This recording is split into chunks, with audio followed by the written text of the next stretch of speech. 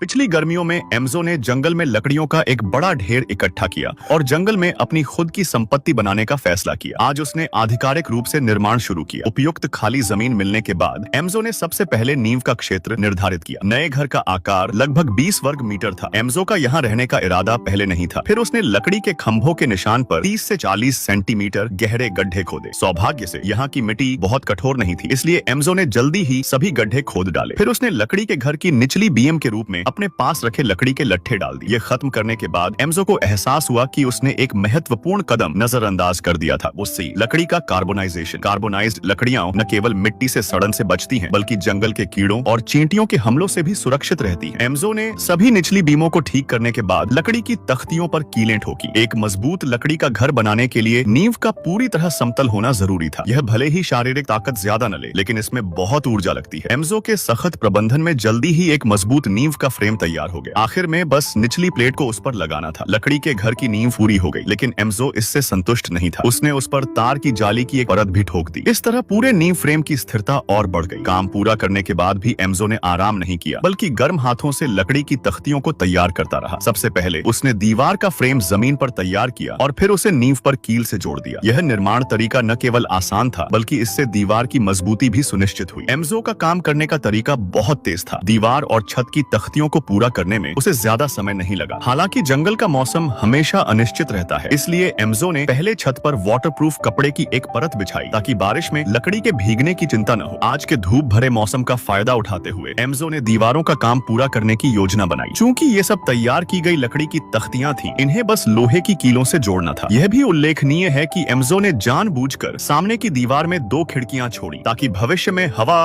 और रोशनी का प्रवाह बना रहे। सुरक्षा के लिए एम्जो ने लकड़ी के ऊपर एक तंबू जैसा कपड़ा भी डाला, जिससे लकड़ी नमी और फफूंदी से बची रहे। अब वह अंततः आराम से घर की साइड दीवार का निर्माण जारी रख सकता था। जब एक तरफ की दीवार तैयार की, तब जंगल मानो उसे घेरने लगा। अचानक यहाँ तेज बारिश होने लगी। हालांकि लकड़ी का घर अब भी अधूरा था, लेकिन यह अस्थायी रूप से एम्जो को हवा और बारिश से बचा सकता था। पता नहीं कितना समय बीत गया। बारिश के बाद एम्जो फिर से मेहनत में जुट गया। गर्म चाय की आखिरी चुस्की लेने के बाद उसने बाकी प्रोजेक्ट को पूरा करना जारी रखा। व्यस्त दिन के बाद खुद को इनाम देने का समय आ चुका था। उसने पहले चिकन की टांगे तली, फिर उसमें प्याज डालकर भूनने लगा। चिकन पर पानी और मोटे अनाज डालने के बाद उसने अलग अलग मसालों से उसे सीजन किया। उसे बस आधा घंटा इंतजार करना पड़ा। खाना पक जाने तक रात हो चुकी थी। सौभाग्य से अब वह गर्म आग के पास बैठकर स्वादिष्ट स्टीम्ड बन का आनंद ले सकता था और जंगल के बीच इस सुखद समय को जी सकता था। आगे की वीडियो देखने के लिए चैनल को सब्सक्राइब करें।